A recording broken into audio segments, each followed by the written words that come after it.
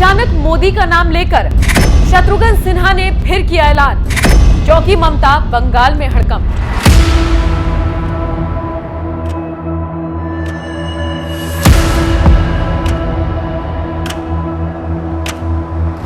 नमस्कार, स्वागत है आप सभी का। आप देख रहे हैं एनएमएफ न्यूज। आपके साथ मैं हूं नम्रता चौधरी। 4 जून लोकतंत्र के सबसे बड़े पर्व में ये तारीख बेहद अहम है, क्योंकि इस दिन ये फैसला हो जाएगा कि देश की सत्ता में कौन काबिज होगा।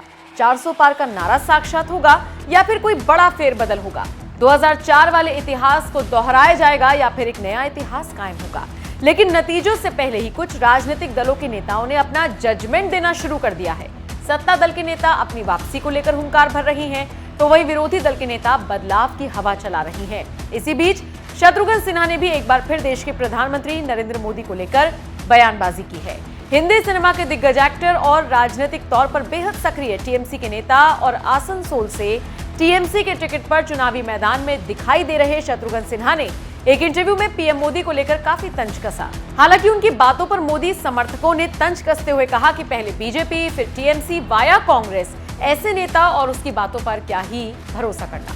खैर, शत्रुघ्न की बातों पर कौन भरोसा करेगा और कौन नहीं, ये तो वक्त ही बताएगा। लेकिन उससे पहले उन्होंने कहा क्या कुछ है वो आपको बताते हैं। शत्रुघ्न सिन्हा एक इंटरव्यू में कहते हैं, हमारे मित्र कुछ भी कह दें कि 5 ट्रिलियन इकोनॉमी होने जा रही है, ये सब कहने की बातें हैं।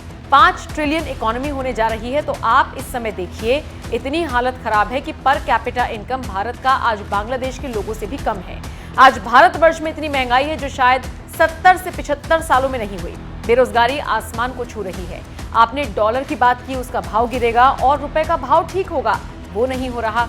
आप देख रहे हैं किसानों की आमदनी डबल करने की बात कही गई थी, वो नहीं हो रहा। मुझे लगता है इन सब बातों को देखते हुए आने वाला दिन, चूंकि मैं एक पॉजिटिव थिंकर हूं, मुझे लगता है अब जो होगा 4 जून के बाद होगा। और मुझे लगता है कि इनका जो 400 पार का नारा है वो 2004 के रिजल्ट की तरह ना आ जाए। मुझे तो ये भी लगता है कि जो होगा बहुत अच्छा होगा। शत्रुघ्न सिन्हा कभी पीएम मोदी पर इस तरह से बयान देते हैं तो कभी ममता बनर्जी को पीएम बनाने की मांग तक कर देते हैं। कुल मिलाकर देखा जाए तो शत्रुघ्न सिन्हा एक परफेक्ट राजनेता के तौर पर अब चुनावी मैदान में हैं और इसीलिए ममता बनर्जी के हक में तो आवाज बुलंद कर ही रहे हैं, साथ ही साथ सीधे तौर पर देश के प्रधानमंत्री नरेंद्र मोदी को निशाने पर ले रहे हैं। कभी उनके काम को लेकर सवाल उठाते हैं तो कभी 5 ट्रिलियन इकोनॉमी के बयान पर सवाल उठाते हुए शॉटगन नजर आते हैं। हालांकि देखना दिलचस्प रहेगा कि 4 जून को देश की जनता किसे खामोश करेगी, एनडीए को या फिर इंडिया गठबंधन को। बाकी बात करेगा शत्रुघ्न सिन्हा की तो टीएमसी ने उन्हें आसनसोल से चुनावी मैदान में उतारा है।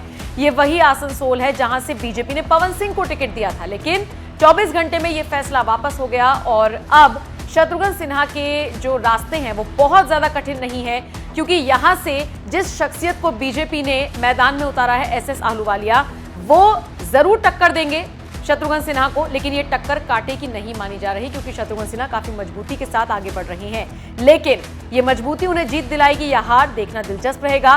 फिलहाल शॉटगन के इस बयान पर अब आप क्या राय रखते हैं, कमेंट करके अपनी राय हमें जरूर